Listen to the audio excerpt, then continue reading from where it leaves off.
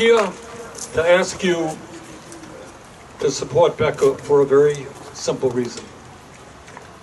In normal times, we could get away with tinkering around the edges, maybe doing a little bit on healthcare, a little bit on education, a little bit on the environment, a little bit on social justice. But brothers and sisters, these are not normal times. We are living in an unprecedented moment in the modern history of this country, where as a state and as a nation, we face some of the worst challenges that have fallen to us in a very, very long time. So this is not a time for politics as usual. It's not a time for people to be defending the status quo.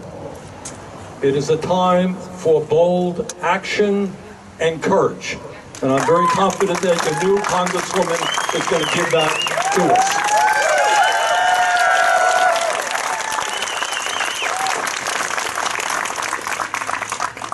There was a poll that was released just a little while ago, done by the University of Chicago. And what that poll showed is that a fairly strong majority of Americans believe that their government is, quote, corrupt and rigged against them, end of quote. You know what? They're right. We are living now in a political system where big money interest dominates what goes on. Where to a large degree, for many, many decades, government has turned its back on the needs of a struggling middle class and working class.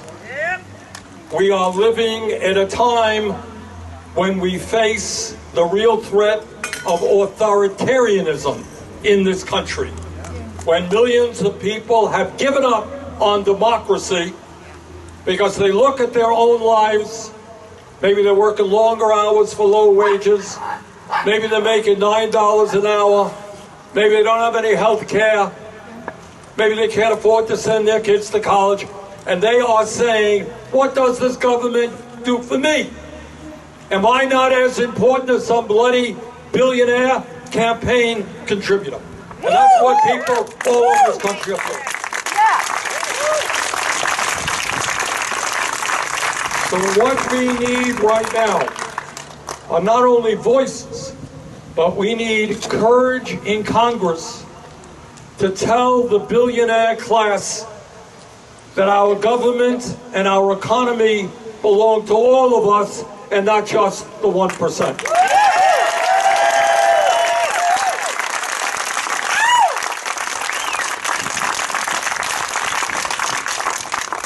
We are living in a moment when millions of Americans are working for starvation wages. We are living in a moment where over the last 50 years, real wages for working people have remained stagnant, while there has been a massive transfer of wealth from the working families to the top 1%. We're living in a moment where CEOs of large corporations make 350 times more than their workers.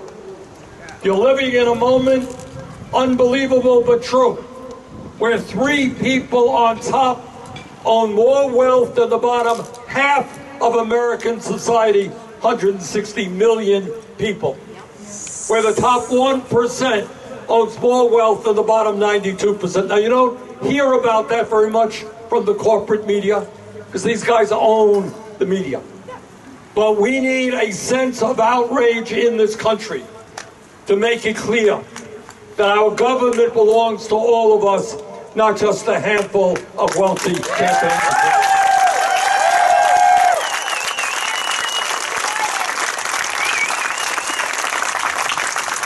But what we have got to do is elect people like Becca who are prepared to think outside of the box, who have the courage to take on the very powerful and big money interests. I have been going all over this country campaigning for progressives, so it's delightful to be here in Vermont campaigning for progressive.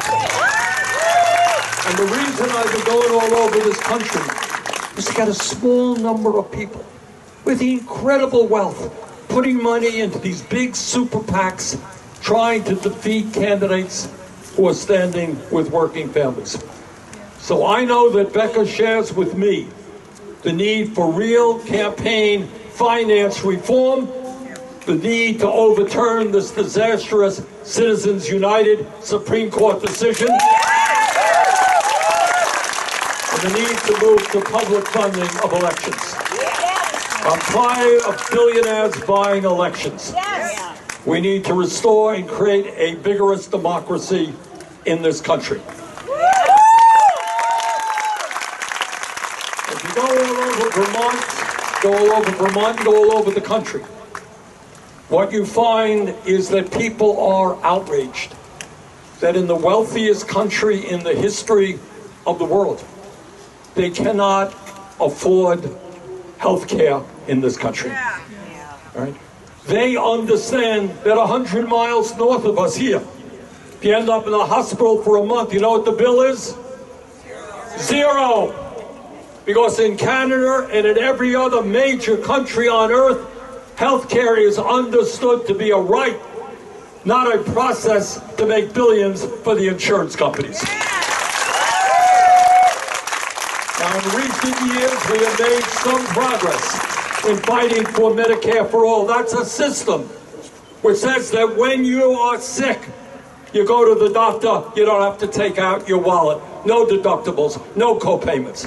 And if you end up by chance in the hospital, you don't have to worry about going bankrupt, because we're going to publicly fund a health care system that guarantees health care to every man, woman, and child in this country.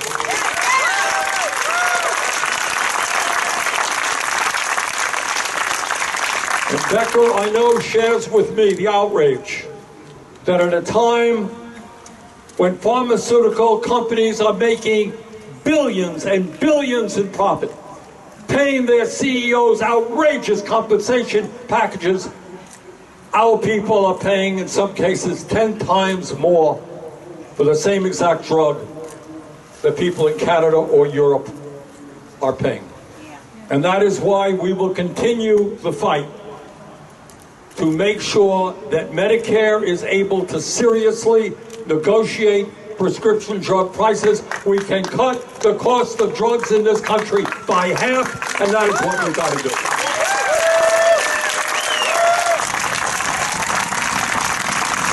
And I'm glad that we have had at least 2 representatives of unions coming here to the podium. Because I believe, and I know Becca believes, that we're not going to have a strong middle class unless we have a strong trade union movement in this country. And I'm beginning to see all over this country, at Starbucks, Amazon, elsewhere, we're beginning to see workers come together, form unions, and with Becca's help, we're going to pass legislation which makes it impossible for companies to intimidate those workers who want to join a union. Becca understands, as all of you understand, that we will not be a great nation unless we have the capability of providing quality education to all of our children. Right now in Vermont, starting at the youngest age, you have child care workers earning substandard wages, and despite that, your parents, working parents, paying $15,000 to have a kid in child care. Well, if you're making $40,000 or $50,000 a year, how do you afford $15,000? And that is why we have got to do again what other countries do. Understand that we want all of our kids to get off to a great start in life. We want our child care workers to be well-trained, well-paid, and we want to make sure that child care for every working family in this country is quality and affordable. And we want the best public education system in the world. We want to attract the best and the brightest in college to go into teaching, And therefore, we're going to fight for decent wages and benefits for our teachers. And we are going to make, we understand, hundreds of thousands of bright young kids in this country either do not go to college at all because they can't afford it, or they're leaving school $50,000, $100,000 in debt. And Becca understands, as you do, as I do, that we have got to make public colleges and universities tuition free, and we're going to cancel student debts. Just a few days ago, and we're making progress, it's slow. A few days ago, I was on the phone with the governor of New Mexico. And in New Mexico, they are making public colleges and universities tuition free. They're moving to free childcare for their children. And that is what we've got to do in Vermont and throughout this country.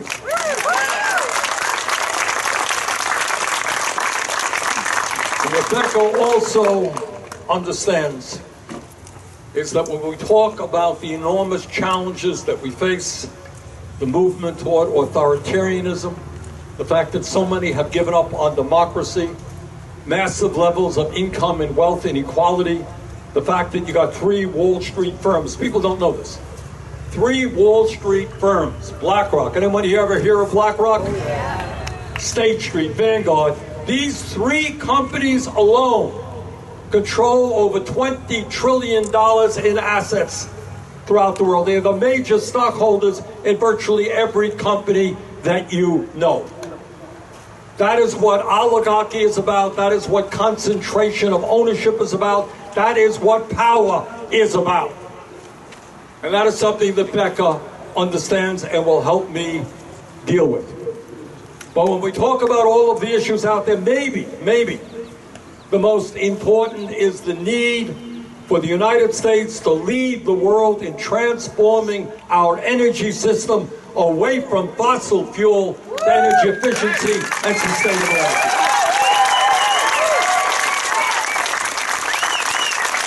And when we do that, we can create millions of good-paying jobs.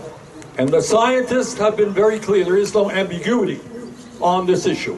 If we do not act boldly, if we do not have the courage to take on the greed of the fossil fuel industry, then the planet we're going to be leaving to our kids, not only here in Vermont, but all over this world, will be a planet increasingly uninhabitable and unhealthy. Right now, as we speak, Europe experiencing one of the worst heat waves it has ever seen. You're seeing drought all over the world. You're seeing extreme weather disturbances.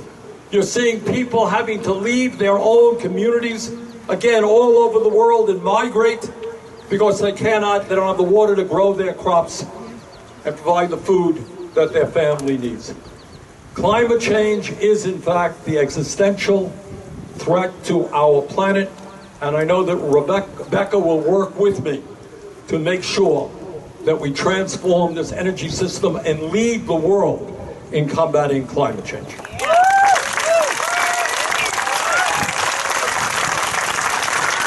And as previous speakers here have noted, it is beyond comprehension that we have a Supreme Court that in the year 2022, this is not 1922, it's not 1822.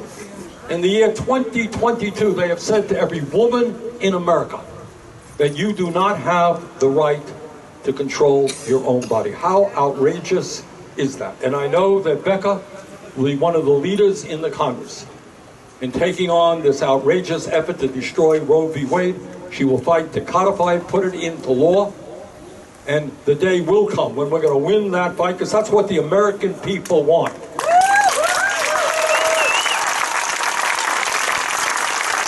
And Becca understands, I know she has worked on this here in the state Senate, the horror that we experience when we turn on the TV and we see another mass shooting.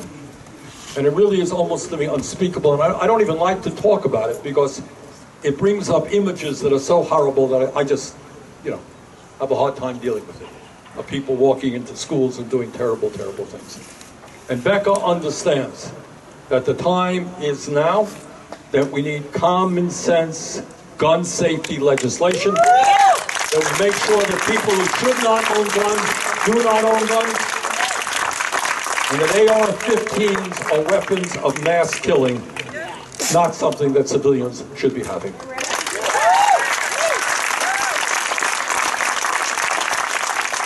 So I want to thank all of you for coming out on this nice, cool day. And I do know, that there is a lot of demoralization in our country, and people are wondering, what, if anything, can happen. And I would simply say that if you look back at the history of this country, there have been a number of moments, number of times, when we have had very, very difficult situations. I mean, going back to slavery and the abolitionists who fought against slavery, going back to the Depression, where unemployment was 25%, going back to the struggle for basic women's right, the right to vote, the right to get property if you get divorced. This country has struggled through many, many difficult times, and these are one of those times. But the answer is not to despair. The answer is not to put your head into the sand. The answer is to stand up. The answer is to fight back. And the answer right now, in the next week, is to make sure that Becca Balint is elected to the U.S. Congress. Thank you, everyone.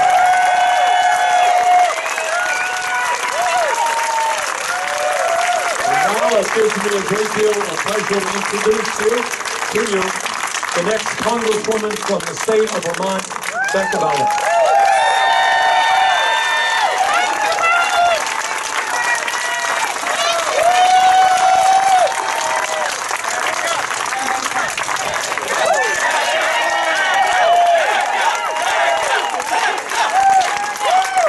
Senator Bernie Sanders, everyone. Senator Bernie Sanders.